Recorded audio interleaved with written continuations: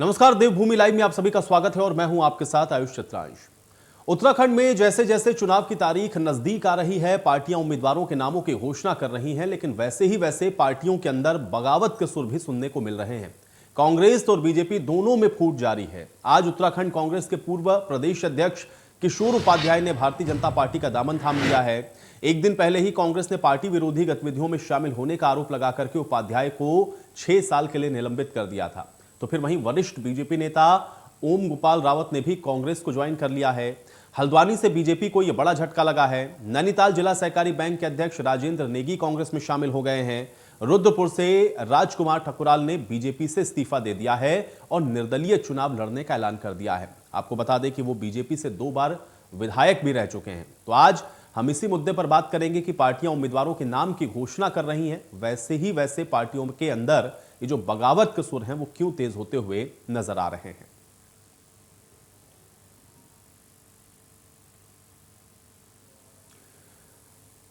तो टिकट वितरण के साथ और कैंडिडेट्स के नाम के ऐलान के साथ ही आप देख रहे हैं कि पार्टियों को जो छोड़ने का सिलसिला है वो लगातार चल रहा है। या तो पार्टी छोड़ के दूसरे पार्टी में शामिल हो जा रहे हैं वो कैंडिडेट जिनको टिकट नहीं मिला, या फिर आप ये भी देख रहे हैं कि जो विरोध है उसको भी प्रकट किया जा रहा है। निर्दलीय चुनाव लड़ने की बात भी कही जा रही है। तो कुल मिलाकर के धीरे धीरे जैसे जैसे चुनाव की तारीखें नजदीक आती जा रही हैं, ये चुनाव और दिलचस्प होता हुआ नजर आ रहा है। पार्टियां अपनी अपनी जीत के दावे जरूर कर रही हैं, लेकिन जिस तरह से नाराजगी पार्टी के पुराने नेताओं की देखने को मिल रही है, या मौजूदा सिटिंग एमएलएज की देखने को मिल रही है, या फिर जिनके टिकट काटे जा रहे हैं उनकी नाराजगी देखने को मिल रही है, क्या ये पार्टी के इस चुनाव पर या फिर परफॉर्मेंस के ऊपर असर डालेगी? क्योंकि नाराजगी और अगर निर्दलीय चुनाव लड़ते हैं या दूसरी पार्टी का रुख करके वहां से टिकट लेकर के चुनाव लड़ते हैं, तो क्या उस क्षेत्र के अंदर जो तमाम समीकरण है वो बिगड़ेंगे? और इस बार उत्तराखंड के अंदर जनता किस पर भरोसा करेगी, ये सवाल सबसे अहम है, क्योंकि सभी पार्टियां अपनी जीत के दावों के साथ चुनावी मैदान में उतर चुकी हैं। पार्टी प्रत्याशियों के नाम का ऐलान आप देख रहे हैं लगातार हो रहा है, और उसके बाद जिनको टिकट नहीं मिल रहा है या जिनकी जगह पर किसी दूसरे को टिकट दे दिया जा रहा है, उन सब का दल बदलने का भी जो सिलसिला है वो लगातार उत्तराखंड में जारी है। कोई दिन नहीं ऐसा बीत रहा है जिस दिन आपको ये खबर ना मिलती हो कि कोई नेता इस पार्टी को छोड़ करके उस पार्टी का रुख कर रहा है या उस पार्टी से इस पार्टी में आ रहा है। यानी कि सबसे ज्यादा आप देखेंगे तो आवाजाही का जो सिलसिला है वो बीजेपी और कांग्रेस के बीच में ही देखने को मिल रहा है। कभी बीजेपी के नेता कांग्रेस पार्टी को ज्वाइन करते हुए दिखते हैं, तो फिर कहीं कांग्रेस पार्टी के नेता भारतीय जनता पार्टी का दामन थामते हुए दिखते हैं। और अब सवाल यह है कि क्या ये अपनी पार्टी का जो चुनावी गणित है उसको बिगाड़ेंगे, और क्या ये जो बगावत के सुर दिखने को मिल रहे हैं इसकी वजह से इन पार्टियों की परफॉर्मेंस के ऊपर इसका असर पड़ेगा, और टिकट न मिलने की वजह से जो नाराजगी है क्या वो जमीन पर भी नजर आएगी, और क्या इसका असर मतदाताओं के ऊपर भी पड़ेगा? ये तमाम ऐसी चीजें हैं जो इस बार के उत्तराखंड के विधानसभा चुनाव को बेहद दिलचस्प बना रही हैं। और सवाल इसलिए भी अहम है क्योंकि अपने ही अगर नाराज हो रहे हों, जो लंबे समय से पार्टी के साथ जुड़े रहे हों, टिकट की उम्मीद में भी अगर लगातार क्षेत्र में सक्रिय रहे हों, तो फिर ऐन वक्त पर अगर उनको टिकट ना मिले और वो दूसरी पार्टी का रुख कर ले, तो फिर इससे जो कैंडिडेट्स पार्टियों के द्वारा खड़े किए जा रहे हैं उनके चुनावी परफॉर्मेंस पर क्या असर होगा? ये सवाल बहुत अहम है, क्योंकि लगातार दल बदलने का सिलसिला उत्तराखंड के अंदर बहुत तेजी के साथ चल रहा है। हर दिन बीजेपी से कांग्रेस और कांग्रेस से बीजेपी में आने वालों का जो सिलसिला है वो लगातार जारी है। हालांकि अब लगभग आप देख रहे हैं कि कैंडिडेट्स की जो लिस्ट है वो फाइनल हो चुकी है, लेकिन उसके बावजूद भी अभी जो 2-4 सीटें बची हैं जिन पर अभी सहमतियां नहीं बनी हैं दोनों ही पार्टियों के अंदर, वहां पर भी आप देखें कि इस तरह की जो स्थितियां हैं वो लगातार देखने को मिल रही हैं। और हर कोई ये चाह रहा है कि उसको चुनाव में पार्टी से टिकट मिले, लेकिन जब टिकट नहीं दिया जा रहा है तो उसके बाद नाराजगी देखने को मिल रही है। और कुछ भी रही है, पीछे आपने देखा है कि पार्टियों को नेताओं ने छोड़ा है, चाहे बीजेपी के तरफ से बड़े नेताओं का कांग्रेस पार्टी को ज्वाइन करना हो, या आज की घटना आप देखें कांग्रेस के पूर्व प्रदेश अध्यक्ष का भारतीय जनता पार्टी में शामिल हो जाना। ये तमाम जो स्थितियां इस समय उत्तराखंड के अंदर बन रही हैं वो अपने आप में बहुत अहम है। और देखना यह है कि इस बार के विधानसभा चुनावों में उत्तराखंड के अंदर ये जो दल बदल चल रहा है उसका असर कितना पड़ता है, इसी पर चर्चा करते हैं। फिलहाल मेरे साथ नवीन ठाकुर जी जुड़ रहे हैं, प्रदेश प्रवक्ता है भारतीय जनता पार्टी के साथ। बहुत शुक्रिया नवीन ठाकुर जी आपका इस चर्चा में। नवीन ठाकुर जी, आपसे मैं ये जानना चाहूंगा, क्योंकि लगातार हम लोग देख रहे हैं कि जब टिकट नहीं मिल रहा है तो लोगों की जो नाराजगी है वो खुलकर सामने आ रही है। भारतीय जनता पार्टी में भी टिकट को लेकर के या जिन कैंडिडेट्स को आपने टिकट नहीं दिया वो अपना विरोध दर्ज करा रहे हैं, कहीं पर निर्दलीय चुनाव लड़ने की भी बात को वो कह रहे हैं। क्या आपको ये लगता है कि कहीं नुकसान पहुंचा सकता है भारतीय जनता पार्टी को? देखिए, भारतीय जनता पार्टी कार्यकर्ताओं से आधारित पार्टी है और कार्यकर्ताओं के दम पर ही हम चुनाव लड़ते हैं। हम्म। निश्चित तौर पर यह स्वाभाविक है कि जो दावेदार पिछले 4-5 वर्षों से काम कर रहे थे और उनका अगर टिकट नहीं हुआ या उनका टिकट कट गया तो मन में निराशा जरूर होती है। लेकिन मुझे पूर्ण विश्वास है कि जो भी हमारे 4-5-6 दावेदार निर्दलीय ताल ठोक रहे हैं उनमें से अधिकांश को मना लिया जाएगा। वो भारतीय जनता पार्टी के विचार से जो है ताल्लुकात रखने वाले लोग हैं। हम राष्ट्र को सर्वोपरि मानने वाले लोग हैं, संगठन को द्वितीय स्थान पर रखते हैं और खुद को तृतीय स्थान पर रखते हैं। तो मुझे पूर्ण विश्वास है कि जो लोग पार्टी की निष्ठा से जुड़े हुए हैं, पार्टी को विचार को मानने वाले लोग हैं, वो निश्चित तौर पर जो है संगठन की विचारधारा में वापस आ जाएंगे और अभी नाम वापस लेने के लिए अभी 3 से 4 दिन बाकी है। वो अपने नाम वापस लेके संगठन से जो प्रत्याशी घोषित हुए हैं उन प्रत्याशियों को जिताने का काम करेंगे। ठीक है, ये तो आपने कहा कि वो अपना नाम वापस ले लेंगे। हम लोग भी देखते हैं, क्योंकि अब समय तो ज्यादा नहीं है, 14 तारीख को वोटिंग होनी है। लेकिन सवाल इस बात का है कि अगर नामांकन वापसी नहीं होती है और नाराजगी अगर ये बढ़ रही है जिस तरह से, और कई जगहों पर हम लोगों ने देखा, चूंकि सिर्फ एक कैंडिडेट्स की बात नहीं है, जगह जगह पर इस तरह के विरोध हैं और कुछ तो ऐसे भी हैं जो कांग्रेस पार्टी में शामिल हो गए हैं या कुछ अन्य पार्टियों का वो रुख करने की कोशिश कर रहे हैं। उनको अगर आप मना नहीं पाते हैं तो आपको नहीं लगता कि इसका असर वहां पर लोकल कैंडिडेट्स पे पड़ेगा, जिसको इस बार आप वहां पर चुनावी मैदान में उतार रहे हैं? नवीन जी, देखिए, निश्चित तौर पर जब कोई मेहनत करता है तो बहुत सारे लोग उनके साथ जुड़ते भी हैं और नुकसान भी होता है। लेकिन भारतीय जनता पार्टी बहुत बड़ी पार्टी है और मैंने कहा कि हम कार्यकर्ताओं के दम पर चुनाव लड़ते हैं। अगर पार्टी से कोई प्रत्याशी नाराज होकर जाता है तो हमारा कार्यकर्ता नहीं जाता। ये पार्टी के साथ बहुत अच्छी बात है, भारतीय जनता पार्टी के साथ, क्योंकि हम अपने बूथ के अध्यक्षों के दम पर चुनाव लड़ते हैं। हमने बूथों में जो अपनी कार्य समितियां तय की हैं उनके दम पर चुनाव लड़ते हैं। हमारे मंडलों के अध्यक्ष हैं। हमारी बहुत बड़ी टीम जो है विधानसभा में होती है और वही चुनाव लड़ाने का काम करती है। आपको ध्यान होगा, जब हरक सिंह जी भारतीय जनता पार्टी में थे 1 महीना पहले, तो वो संस्मरण सुना रहे थे एक चैनल के कार्यक्रम में। उन्होंने कहा कि कांग्रेस वो पार्टी है जिसमें जब चुनाव आते हैं तो टिकट देकर समुद्र में मगरमच्छों के बीच अकेला छोड़ देते हैं, जबकि भारतीय जनता पार्टी वो पार्टी है जिसमें चुनाव के वक्त प्रत्याशी को चिंता करने की जरूरत नहीं पड़ती, चुनाव संगठन लड़ाता है। उन्होंने उदाहरण देकर कहा कि अगर मुझे किसी की रैली करानी है हिमाचल के मुख्यमंत्री की, तो उनसे संपर्क भी मुझे करना पड़ेगा, उनके लिए स्टेज भी मुझे सजाना पड़ेगा, उनके लिए मालाओं की व्यवस्था मुझे करनी पड़ेगी और क्या भाषण देना है, क्या विषय बोलना है, इसकी तैयारी भी मुझे करनी पड़ेगी। वहीं भारतीय जनता पार्टी में अगर कोई बाहर का प्रत्याशी आ रहा है तो उसकी व्यवस्था हमारे कार्यकर्ता देख रहे हैं, हमारे जिला अध्यक्ष देखेंगे। जिस विधानसभा में जो है कार्यक्रम होना है वहां पे हमारा मंडल अध्यक्ष देखेगा। उस कार्यक्रम को संचालित किसने करना है ये हमारा महामंत्री करेगा। उस क्षेत्र में वोट कितने हैं ये हमारे बूथों के अध्यक्ष तय करेंगे। हमारी समितियां जो है काम देखेंगी। घर घर जाकर चुनाव प्रचार करना है, हमारे जो कमेटियां बनी होती हैं, जो लगातार 5 साल संगठन का काम करती है, वो देखेंगी। जबकि कांग्रेस में व्यक्ति चुनाव लड़ता है, भाजपा में संगठन चुनाव लड़ता है। ये फर्क भाजपा और कांग्रेस में। दीपक पांडे जी भी हमारे साथ इस बीच जुड़ चुके हैं, आम आदमी पार्टी के प्रवक्ता हैं। बहुत स्वागत है दीपक पांडे जी आपका चर्चा में। दीपक जी, कैसे देख रहे हैं, चूंकि लगातार कोई दिन ऐसा नहीं बीत रहा है जिस दिन हम लोग ये ना सुनते हों कि आज कांग्रेस से भारतीय जनता पार्टी या भारतीय जनता पार्टी से कांग्रेस पार्टी में लोग रुख कर रहे हैं या जिनको टिकट नहीं मिल रहा उनकी नाराजगी है, कुछ तो निर्दलीय लड़ने की भी बात कर रहे हैं। कैसे देख रहे हैं इसको आप? सर दोबारा सवाल करेंगे, मैं थोड़ा सुन नहीं पाया। जी दीपक जी, मैं यही जानना चाह रहा हूं कि जिस तरह से लगातार पार्टियों को बदलने का सिलसिला कांग्रेस से बीजेपी और बीजेपी से कांग्रेस में चल रहा है, इसको 2022 के विधानसभा चुनाव में कैसे देखते हैं आप? सर ये तो बीजेपी कांग्रेस के लिए आम बात हो गई, रोज कपड़े बदलने जैसी हालत हो गई इनकी। इनका तो ऐसा लगता है जैसे लोग शादी पार्टी में जाते हैं बार बार वहां कपड़े बदलते हैं, इसी तरह इन लोगों ने पार्टियां बदलनी शुरू कर दी हैं। और मुझे नहीं लगता इस बार जनता भी इनको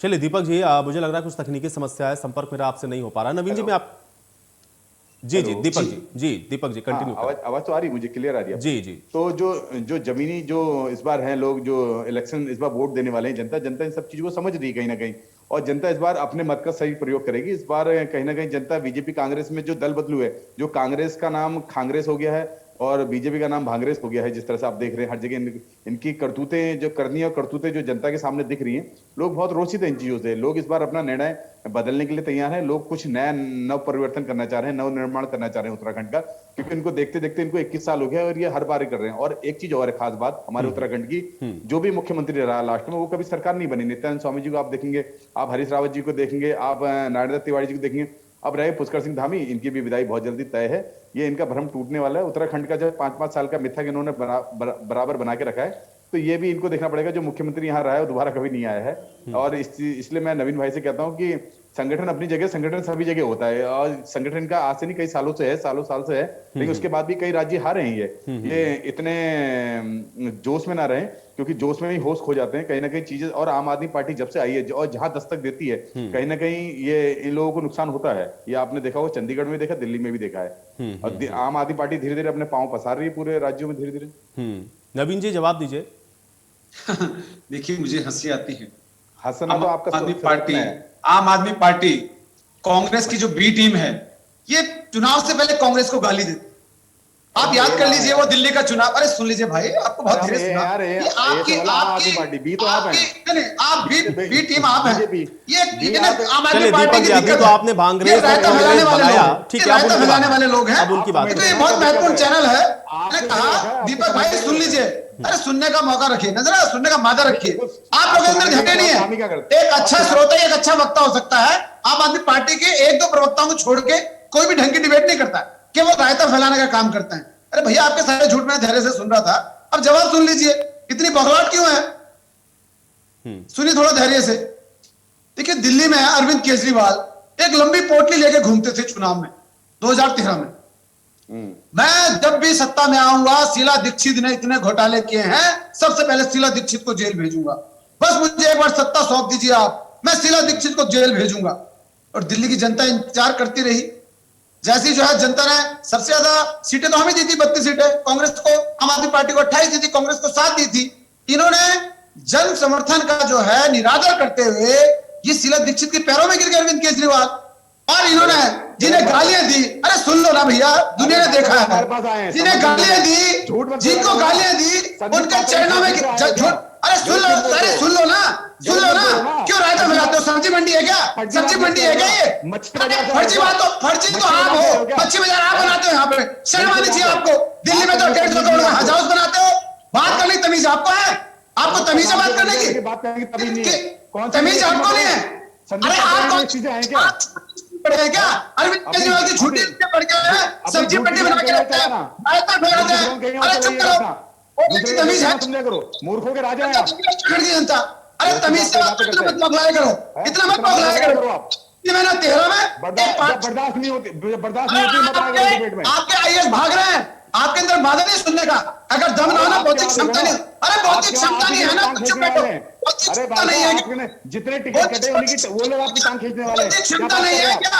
आपकी बौद्धिक क्षमता दिख रही है यहाँ पे, चैनल में देखते हैं आपको दुनिया। इसके बाद जो है ना, चलिए ठीक है, मुद्दे पर आ जाएं, मुद्दे पर आ जाएं। ठीक है नवीन जी, मुद्दे पर आते हैं। ठीक है, देखिए आरोप प्रत्यारोप इस तरीके से ना करें, मुद्दे पर आते हैं। आप मुद्दे के हिसाब से उनको काउंटर करें ना, पॉइंट टू पॉइंट काउंटर करें। सबको पता रहता कौन बोलती है, लेकिन आपको शर्म नहीं आती। ठीक है नवीन जी, पॉइंट टू पॉइंट बात करते हैं। नवीन जी पॉइंट टू पॉइंट बात करते हैं। देखिए ठीक है, ये आपसी आरोप प्रत्यारोप में ना उलझे। ठीक है नवीन जी, आपने हो गया, ठीक है, एक सेकंड, पॉइंट टू पॉइंट बात करते हैं ना। आम आदमी पार्टी जो बात कह रही है उस पर ऐतराज क्यों? ठीक है, एक सेकंड, दीपक चंडीगढ़ में मेयर हारे हैं इसीलिए आपके। ठीक है दीपक जी, आप सुन लीजिए, सुनिए पहले। क्या हुआ? जनता ने जूते मार के भगाया वहां से। 24-26 जूते मार रही है, कैसा हाल बना है? अरविंद केजरीवाल भाग्य किसान आंदोलन पे दम नहीं है अरविंद केजरीवाल पे बात करने का। अरविंद केजरीवाल पे बात करने का दम नहीं है क्या? अरविंद केजरीवाल पे बात करो, शर्म तुम्हें आनी चाहिए। दिलवर नेगी की हत्या से हाथ रंगे खून से, दिलवर नेगी के हत्यारे को आपने जो है प्रसाद दे रखी है, ताहिर हुसैन पे कार्रवाई क्यों नहीं की? जब आप जनता के वोट मांगने जाएंगे ना उत्तराखंड में, जूते बताइए वहां पे लॉ एंड ऑर्डर किसका है? जूते मार के भगाएंगे उत्तराखंड की जनता। शर्म आनी चाहिए आपको। ताहिर हुसैन को आपने गोद में छुपाते हो, अमरुल्लाह खान को गोद में छुपाते हो आप देख लीजिए उन लोगों ने क्या किया। दिल्ली में 150 करोड़ का हज हाउस बनाते हो तो इस्तीफा दे दो ना। अगर नहीं कुछ हो रहा है इस्तीफा क्यों नहीं देता आपका केजू भाई? क्यों पलट जाता है? हिट एंड रन करके भाग जाते हैं। सुनने के बाद अगर दम है तो सुनना, अगर दम है तो सुनने का माथा रखो। ऐसे बच्चे का चलाए करो, किस तरह चीखने चिल्लाते हो, सब्जी मंडी करते हो, कितना बुरा हाल कर रखा है आपका। आपको शर्म नहीं आती? शर्म नहीं आती? उत्तराखंड में एक भी बीजेपी वालों को अभी पंजाब कहाँ भागे? उत्तराखंड में क्या हाल है तुम्हारा? ना नौमन तेल होगा ना राधा नाचेगी। झूठे वादे हैं। चलिए ठीक है, एक सेकंड, ठीक है, एक सेकंड, ठीक है, ठीक है, दीपक जी, ठीक है, नवीन जी, ठीक है, एक सेकंड, नवीन जी, ठीक है, नवीन जी, एक सेकंड, नवीन जी, आप मुद्दे पर आए भाई, ठीक है, देखिए मुद्दे पर उत्तराखंड में मुझे, ठीक है, एक सेकंड, अरे नवीन जी,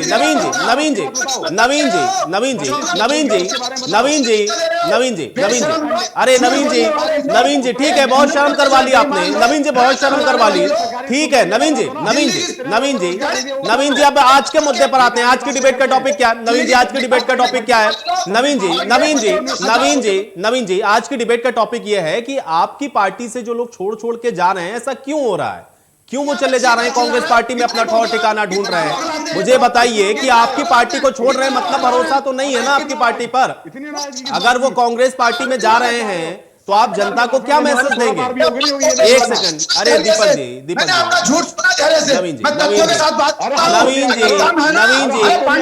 अपनी पार्टी पर बात करिए। नवीन जी, चलिए ठीक है। अरे नवीन जी, मुद्दे पर आ जाइए।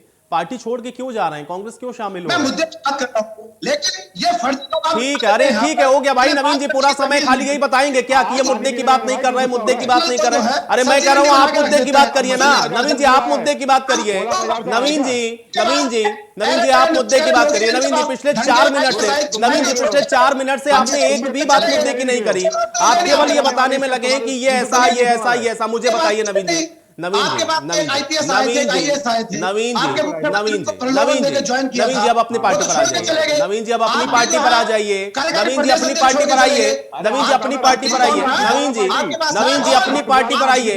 नवीन जी, अरे नवीन जी, आपके पास जवाब नहीं है क्या मेरे सवाल का? नवीन जी, आपके पास जवाब नहीं है क्या? नवीन जी, आपके पास जवाब नहीं मेरे सवाल का? नवीन जी, आपके पास मेरे सवाल का जवाब नहीं है? आपके पास मेरे सवाल का जवाब नहीं है नवीन जी? नवीन जी, आपके पास मेरे सवाल का जवाब नहीं है क्या? आपके पास मेरे सवाल का जवाब नहीं है, इसका मतलब? नवीन जी, मैं ये कह रहा हूं आपकी पार्टी को छोड़ के लोग कांग्रेस को क्यों ज्वाइन कर रहे हैं अगर आपकी पार्टी में सब कुछ इतना ऑल इज वेल है? मैं जवाब दे रहा हूं, ये आम आदमी पार्टी के प्रवक्ता बौखला रहे हैं, बिल्कुल रास्ता फैलाने वाली। अरे ठीक है, अरे नवीन जी, आप फिर वहीं चले गए। आप जवाब कहां दे रहे हैं? आप जवाब कहां दे रहे हैं? नवीन जी, अरे नवीन जी, मेरा सवाल है भाई। नवीन जी, मेरा सवाल है, ये मेरा सवाल है। नवीन जी, मेरा सवाल है और आप बराबर इसको डिनाई कर रहे हैं, आप भाग रहे हैं। नवीन जी, आपके पास जवाब नहीं है। चलिए ठीक है, मैं मान लेता हूं नवीन जी के पास मेरे सवाल का जवाब नहीं है। नवीन जी के पास मेरे सवाल का जवाब नहीं है। नवीन जी के पास मेरे सवाल का जवाब नहीं है क्योंकि नवीन जी मेरे सवाल से भाग रहे हैं। नवीन जी, आप सवाल से भाग रहे हैं। नवीन जी, आप सवाल से भाग रहे हैं। दीपक पांडे जी,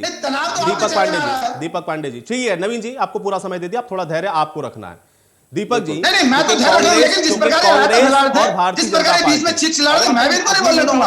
नहीं, मैं भी बोलूंगा, मैं भी मौका नहीं दूंगा। दीपक, फर्जी आदमी को बिठा लेते हो आप, ऐसे फर्जी आदमी के साथ हमें मत बिठाया करिए। ऐसे फर्जी आदमी मत बिठाया करो। एक नंबर का फर्जी आदमी दिल्ली में 150 करोड़ से हज हाउस बना रहा है, दिल्ली में मुर्गियों की तनख्वाह बढ़ा रहा है और यहाँ पे बड़ी धार्मिक बातें करते हैं। शर्म नहीं आती है? 150 करोड़ का हज हाउस बना रहे हो दिल्ली में और यहाँ पे बात कर रहे हो राम मंदिर की। और अरविंद केजरीवाल कह रहे थे कि राम मंदिर की जगह राम मंदिर का विरोध करने वाले आज जो है कह रहे हैं हॉस्पिटल बनेगा। अरे चिंता ना करो आप, हमारी तो सरकार है और सरकार आएगी। हमारे 5 सांसद हैं, 57 विधायक हैं, हम जो है जीत के आएंगे दोबारा। और तुम्हारी ये जो फर्जी हंसी है ना, ये सारी फर्जी हंसी आती रह जाएगी। तुम केवल पेंसिल, वो दिख रहा है तुम्हारी पेंसिल लेके जो बैठे हो ना, जो फर्जी डायरी पेंसिल लेके बैठे हो, वो दिख रहा है तुम्हारा फर्जी डायरी पेन लेके बैठे हो, बस लिखा पड़ेगा। नवीन जी, एक भी बात आपने मुद्दे की नहीं की है, मुझे यहीं पर समाप्त करनी पड़ेगी चर्चा। बहुत शुक्रिया आप लोगों का समय निकालने के लिए, चर्चा का हिस्सा बनने के लिए। तो देवभूमि लाइव में मेरे साथ फिलहाल इतना ही।